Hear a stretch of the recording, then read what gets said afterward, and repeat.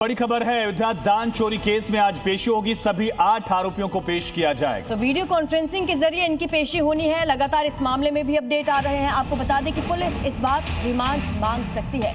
दान चोरी केस है ये पूरा, जिसमें आरोपियों की पेशी होनी है और वीडियो कॉन्फ्रेंसिंग के जरिए इन्हें पेश किया जाएगा। तो 3 दिन पहले गिरफ्तार किया गया था, अदालत में पेश किया गया। फैजाबाद अदालत ने इन सभी 8 आरोपियों को 29 तारीख तक यानी आज तक न्यायिक हिरासत में भेजा था। आज उसकी अवधि पूरी हो रही है और मियाद पूरी होने के बाद आज पुलिस की तरफ से एक बार फिर से कोर्ट में पेश किया जा सकता है, लेकिन संभावना ज्यादा है कि वर्चुअली पेश किया जाए। वीडियो कॉन्फ्रेंसिंग के जरिए पेश करके पुलिस रिमांड की मांग कर सकती है।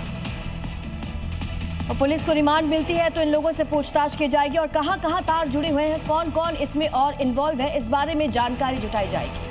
हालांकि एक चौंकाने वाली खबर यह है कि दरअसल बार एसोसिएशन की तरफ से फैजाबाद बार एसोसिएशन ने इन तमाम आरोपियों का केस लड़ने से मना कर दिया है। यह आदेश दे दिया है कि बार एसोसिएशन से जुड़ा हुआ कोई भी वकील इनका केस नहीं लड़ेगा। बिल्कुल, और लोग आक्रोशित भी है, लोगों में गुस्सा है। शायद यही वजह है कि वीडियो कॉन्फ्रेंसिंग के जरिए इन्हें पेश किया जाएगा। अयोध्या राम मंदिर दान चोरी मामले में अब तक का सबसे बड़ा खुलासा भी हुआ कि 5 जून का वो सीक्रेट सीसीटीवी फुटेज अब सामने आ गया है। और ये फुटेज जिसने पुलिस और ट्रस्ट की भूमिका पर गंभीर सवाल खड़े कर दिए कि आखिर 20 दिनों तक एफआईआर क्यों छिपाई गई और इस महा घोटाले में देश के सबसे बड़े बैंक एसबीआई का आखिर कनेक्शन क्या है।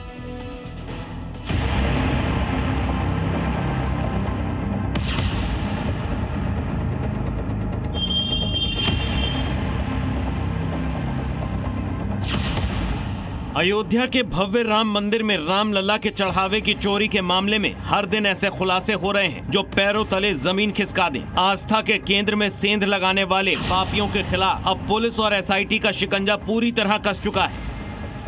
एक दिन पहले पुलिस की 8 टीमों ने एक साथ 8 आरोपियों के घरों पर धावा बोला था। 8 घंटे तक चली इस महा रेड में राजस्व अधिकारियों और लेखपालों को साथ रखा गया ताकि इन रामद्रोहियों की सुख सुविधाओं और अचानक बदले लाइफस्टाइल का कच्चा चिट्ठा खोला जा सके।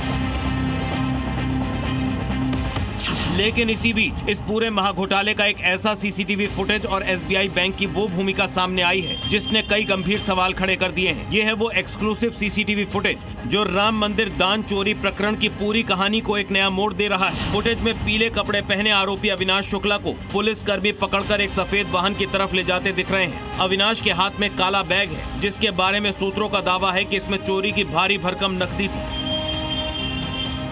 हैरान करने वाली बात यह है कि ये वीडियो 5 जून का बताया जा रहा है। सूत्रों के मुताबिक 5 जून को ही राम जन्मभूमि तीर्थ क्षेत्र ट्रस्ट के पदाधिकारियों ने मंदिर के गणना कक्ष के शौचालयों से नोटों के बंडल बरामद किए थे। करीब 3 से 4 लाख रुपए मिलने के बाद ट्रस्ट और पुलिस की टीम अनौपचारिक तौर पर सीधे अविनाश शुक्ला के घर पहुंची थी। अविनाश को हिरासत में लिया गया, लेकिन सवाल यह है कि अगर 5 जून को ही चोरी का भंडाफोड़ हो गया था तो आधिकारिक एफआईआर दर्ज करने में 25 जून तक का इंतजार क्यों किया गया? आखिर 5 जून से 7 जून के बीच क्या खिचड़ी पक रही थी? रामलला के खजाने में लगी सेंधमारी के पीछे सिर्फ ये मोहरे नहीं थे, बल्कि बैंक कर्मियों की मिलीभगत का एक बड़ा नेक्सस काम कर रहा था। सूत्रों के अनुसार देश के सबसे बड़े बैंक एसबीआई के 2 कर्मचारी रत्नेश और गगनदीप अब सीधे एसआईटी के रडार पर हैं। शुरुआती जांच में इनके खिलाफ कई पुख्ता सबूत मिले हैं। यही नहीं, करीब 3 महीने पहले ही एसबीआई ने इन संदिग्ध गणना कर्मियों को हटाने की सिफारिश की थी। इस पर आउटसोर्सिंग कंपनी गणना कर्मियों को हटाने की प्रक्रिया शुरू करने वाली थी, लेकिन ट्रस्ट ने किसी को नहीं हटाया। दरअसल नोट गिनने वाले अनुकल्प मिश्रा, लवकुश मिश्रा, मनीष यादव, रमाशंकर मिश्रा, अवनीश और करुणेश शुक्ला जैसे तमाम लोग ट्रस्ट के रसूखदार पदाधिकारियों के करीबी और रिश्तेदार थे।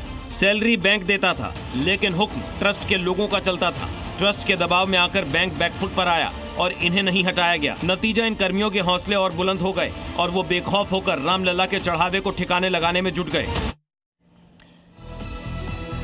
तो आज इस मामले में सभी 8 आरोपियों की कोर्ट में पेशी होगी और वीडियो कॉन्फ्रेंसिंग के जरिए ये पेशी होनी है। तो आरोपियों की रिमांड मांग सकती है पुलिस। वहीं चंदा चोरी का जो पूरा मामला था उसमें आरोपियों के घर पर लगातार एक्शन भी हुआ, एक साथ दबिश दी गई थी और छापेमारी हुई। आरोपियों के घर से अहम सुराग बरामद किए गए हैं। 2 बैंक कर्मचारियों पर भी शक है, वो भी रडार पर हैं, उनसे भी पूछताछ हो सकती है और इस पूरे मामले को लेकर उनके खिलाफ भी कार्रवाई की तैयारी